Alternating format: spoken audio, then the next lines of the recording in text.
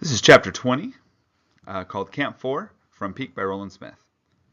Zopa roused Holly and me out of our tents at sunrise. Another beautiful day, clear, crisp, 22 degrees and rising, which meant we'd have to pack our cold weather gear on our backs instead of wearing it. To make things worse, Zopa gave each of us a pile of Sunho's gear to haul up to the first camp. Holly's share was a lot smaller than my share. She finished repacking quickly and left for the mess tent.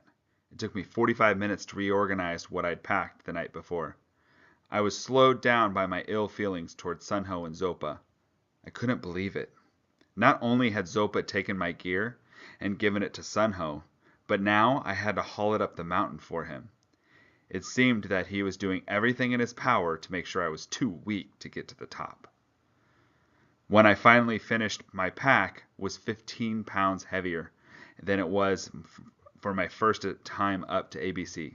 Not good. 1 pound can make a huge difference at this altitude. I was trying to decide what to leave behind when Captain Shek walked up. You remember him? He's the Chinese officer who watches the mountain and he likes to kick people off. "You try for summit," he demanded. He was out of uniform, dressed like a climber, which is probably why I didn't notice him sneaking up on me. "Not today," I said. "How old are you?" He must have been watching and had waited to catch me alone like this.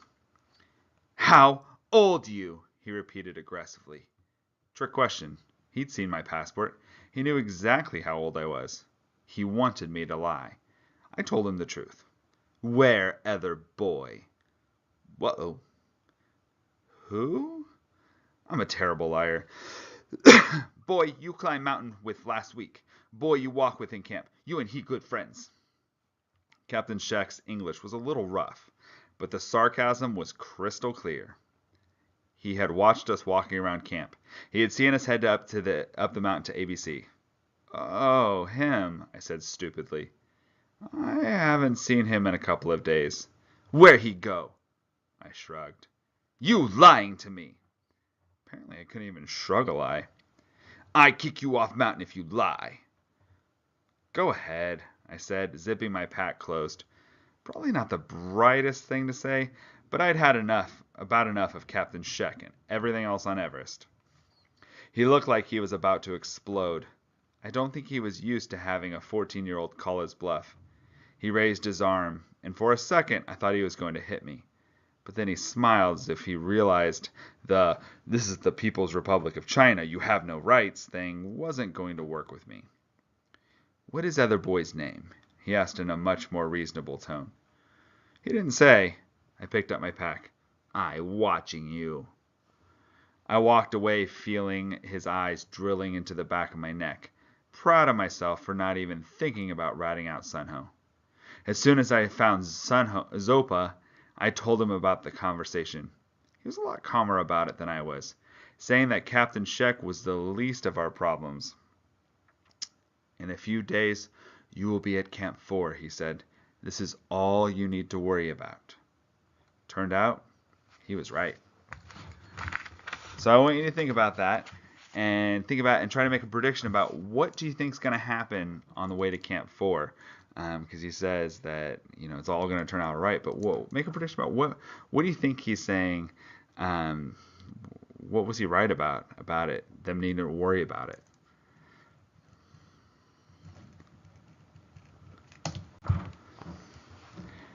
We joined a small group of porters and their yaks heading up the mountain. Sunho was not with them. When I asked Zopa about this, he said, "He will be along." The trip up to intermediate camp was a lot easier than the first time. I wasn't able to sing and chant with the porters, but I was able to talk as I walked, which was a big improvement. I even managed to use the tiny video camera and discovered that I was a lot more comfortable behind it than I was in front of it. The landscape had changed dramatically from the previous week. The warm weather had created several new streams of glacial runoff. It was difficult to find places to cross without drenching ourselves. The other problem was the rocks. The thaw was causing them to pop loose from the ice. It was like the glacier was a bowling lane and we were the pins. One of the porters and his yak got hit by a large rock and had to return to base camp. Did you get the strike on tape? Jack asked. No. He swore. I spent most of the trip with Holly, who wasn't doing that well. I think because she was carrying her own pack. I offered to lug it for a while, but she insisted on carrying it herself, for which I was relieved. She said she was thinking about heading home after we got down from Camp 4 and wanted to know if I would give her an exclusive interview after I got down from the summit. You're going to quit? Reaching the summit of Everest was not on my to-do list this year. If it had been, I might have done some practice climbs and visited the gym a little more leading up to this. Or maybe even climbed a skyscraper or two. She grinned and pointed at the peak. The clouds had cleared enough for us to see the very top. I don't know if you've noticed, but that's one of the most daunting sights on Earth. You don't strike me as easily daunted. Yeah, well, she took a deep breath. I've learned a couple of things about myself up here. One, I'm getting older. And two, she took another deep breath. This mountain is a lot bigger than I am. It's humbling. The truth is, I've had time to do some thinking. Can't tell you how long it's been since I've been alone. That's been humbling too. Pierre and Rolf taking off was probably the best thing that ever happened to me. Being in a camp with over 300 people is not exactly being alone, but I knew what she meant. You don't have to be alone to feel alone. So think about that quote. That quote just is so interesting to me. Like, what does this idea mean that even if you're with all these people, you don't have to be alone to feel alone? So what do you think that means?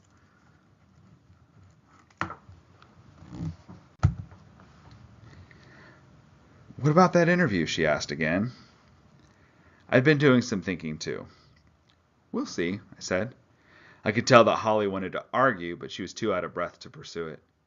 She and I straggled into camp after everyone else. We were both surprised to see Sunho sitting on a rock with a cup of hot tea in his hands, looking a little rumpled in his porter clothes.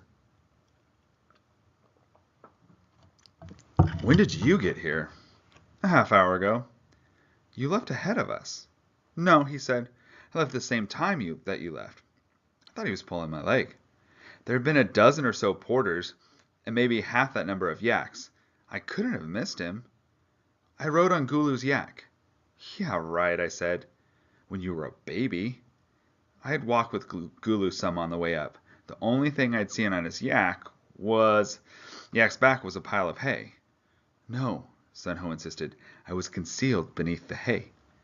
You're kidding. He shook his head. It was hot and uncomfortable. I told him about Captain Shek. A worried look crossed his face. That means I'll have to go up the mountain again on the yak. I'm not looking forward to that. Thank you for carrying my things up here. I wished he wasn't always so polite. It would be easier to be mad at him. No problem, I said, and realized that the extra weight hadn't been a problem. That was encouraging. I looked around camp. It had not improved in the past week. The boulder-belching slope looked even more unstable than the last time we had been here. Zopa was looking at the slope too, shaking his head. We cannot camp here tonight, he said. We will go farther up.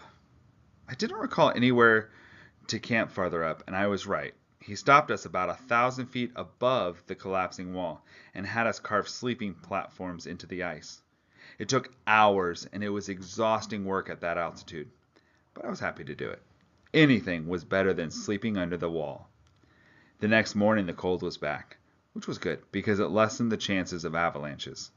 On the way to Camp 2, we heard over the radio that there were 3 climbing parties moving up to Camp 5. They were going to make a summit attempt the following day.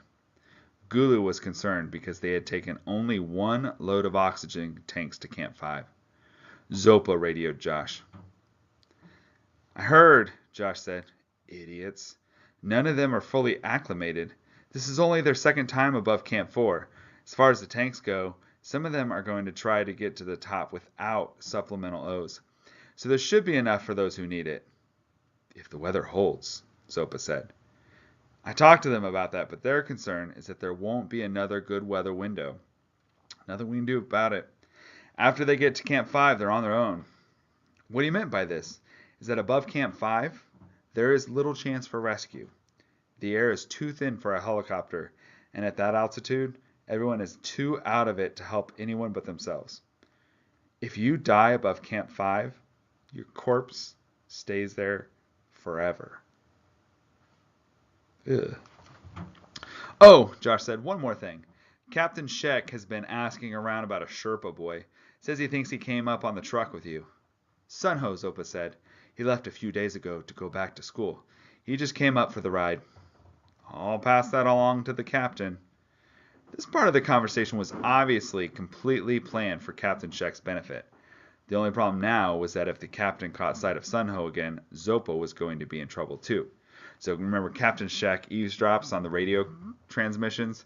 So he's like listening in, and he hears them talking about Sunho. He's like, oh, okay. So that kid must have gone back down.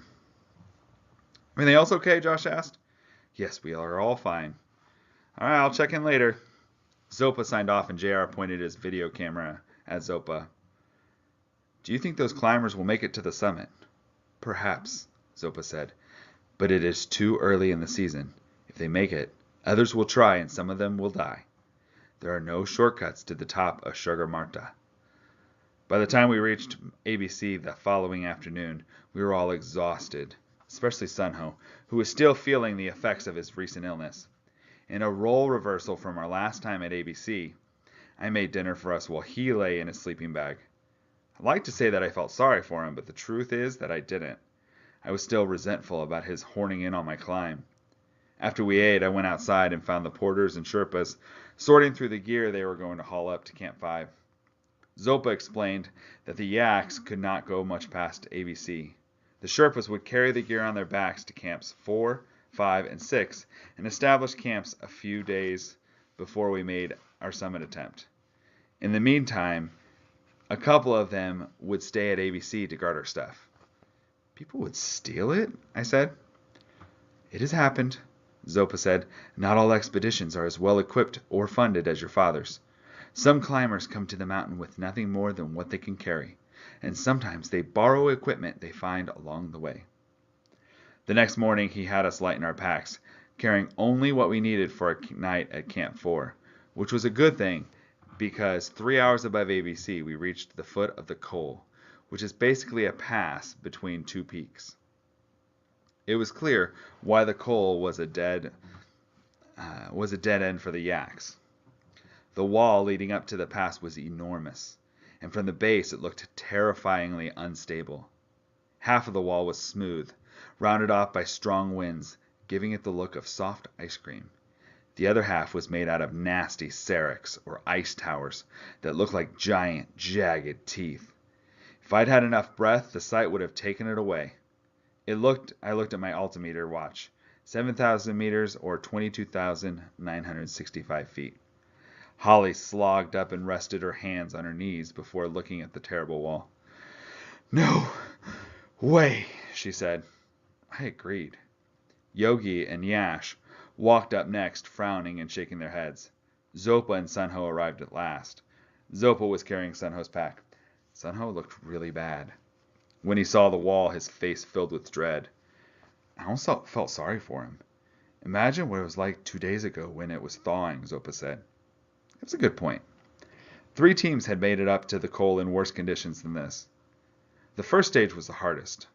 It was up a steep pitch of soft ice. Sherpas had cut steps into the ice, and there were fixed ropes, but the ice was slick, and the ropes were still coated with ice, because we were the first up that day. We fell into an agonizing rhythm. Slide the jumper up the rope. A jumper is a mechanical ascender with a handle that slides up the rope and grabs on so you have something to hold on to as you pull yourself up. Step, breathe, jumper, step. So the jumper like grips the rope and you pull yourself up, and then you slide it up more and it pull down and it grips more. You slide it up. 3 hours later, it was more like jumper, think, look, up, think again, rest, step, rest, rest, rest, hug the wall, pray. As a chunk of ice the size of a Hummer fell past, crashing below, followed by the sounds of our leaders, Yogi and Yash, laughing. Real funny.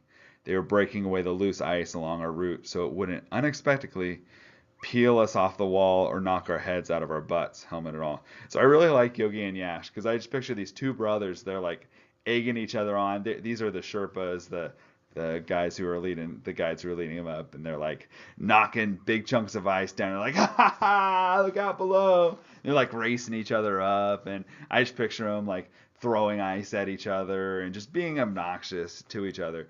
Like they're good guys, but they just want to just goof around and mess with each other.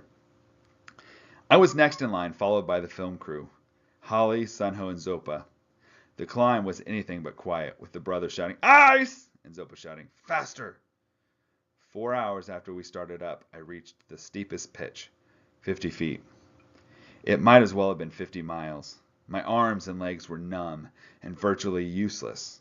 But the worst part was the air. There wasn't any. Or so it seemed. Each breath seemed to yield only a thimbleful of precious oxygen. Maybe enough to keep a bird alive, but not enough for an exhausted 14-year-old climber. Dr. Wu had been wrong. There was something the matter with me. Yogi and Yash were already on top. One of them was manning the ropes, and I hoped the other one was boiling snow at Camp 4. We would all need a steaming cup of tea when we got there. If we got there. Holly, Sunho, and Zopa had dropped farther behind, but I could still hear Zopa shouting at them to move faster. I was about ready to give up and head back down and go home when JR came up behind me. He looked terrible. His beard and goggles were covered with ice. Remember, JR was one of the camera guys. It was a wonder he could see where he was going. "Thanks for waiting," he rasped. "I need to film you arriving. Give me a couple of minutes. Head start to get the shot." I didn't have enough breath to tell him that I hadn't been waiting. I looked at my watch. And by the time I figured out what time it was, JR was already several feet above me. Without actually thinking about it, I started up behind him. An hour later, when I finally reached the top, Yogi hauled me over the edge by my backpack, which I was sure was not the shot JR wanted. Yogi's assist reminded me that 7 weeks ago to the day, a cop had done the same thing to me on the top of the Woolworth building. I'd come a long way, and it felt like it. I spent a good 10 minutes on my knees trying to catch my breath until it dawned on me, again, that at this altitude, there was no breath to catch. With difficulty, I got to my feet and stumbled over to where Yash was trying to boil water. So Peak has definitely changed a lot. So I'm thinking about, like, what has changed about him? Thinking about all the things that have gone on. For example, like he's think about his physical changes that he's made since he's been on the mountain. Think about his emotional changes. Think about the way he's changed how he feels about Rolf. He's changed how he feels about his dad. I think has changed how he feels about himself. I mean, there's all these changes going on. Camp 4 was tiny, and to make it worse, there was a gaping crevice running beneath the crest, which I'd read was getting wider every year. Some believed that one of these days, hopefully not today, the whole thing would collapse and climbers would have to devise a new route up the north side. I looked toward the summit, which was shrouded in gray mist, but I could see enough to pick out the route along the north ridge and across the north face to the pyramid. It seemed like a very long way from where Yash and I were squatting. I couldn't imagine the 3 climbing parties trying for the top feeling like I did. My ribs ached from trying to get enough O's into my lungs to survive. I knew that Zopa was carrying at least 2 tanks in case of emergency, and I suspected that Yogi and Yash had a couple stashed as well.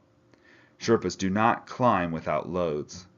For them, that would be a waste of effort. I thought about begging Yash for a hit off the tank, but resisted the urge, knowing it would defeat the purpose of the climb. Instead, I started to put together my tent, which seemed a lot more complicated than it had at ABC the day before. Jack and Will came over the top next. Will spent a good 10 minutes on his hands and knees, puking. JR did not film this. 45 minutes later, I was still working on the tent when Yogi hauled Holly over the edge, followed by Sunho and Zopa. Zopa was shaking his head in disgust, muttering, "Too slow, too slow, too slow." He bent down to the 2 slowpokes. "If you climb like that above here, you can forget the summit." Ooh, that's pretty harsh for Zopa. Holly and Sun Ho were out of it and didn't appear to have the slightest idea of what he was saying. Thought he was being pretty harsh considering Holly's lack of conditioning and Sun Ho's recent sickness. He came over to where I was struggling with the tent, and I thought, here it comes. But instead, he patted me on the back. You did good, he said. You have a chance. Woohoo! Compliment from Zopa. That was like a whole tank of O's flowing into my bloodstream. Maybe he wasn't going to try to stop me from getting to the summit. Suddenly, the tent made complete sense. I had it together in less than 5 minutes. I got everything unpacked. The pads and sleeping bags spread out, and then I started in on Holly's tent, as she and Sun Ho watched through dull, lifeless eyes. The burst of energy cost me. As soon as I finished it, it was all I could do to get to my feet. Zopa brought over 3 mugs of tea and made us drink them down. Get your stoves going, he said. I know you are not hungry, but you have to eat and drink. He looked up at the sky. It's going to snow tonight. All right. It's got a pretty intense chapter. Thinking about what are the main highlights of this chapter. There's a lot going on. So that's all we've got. That's the end of this chapter.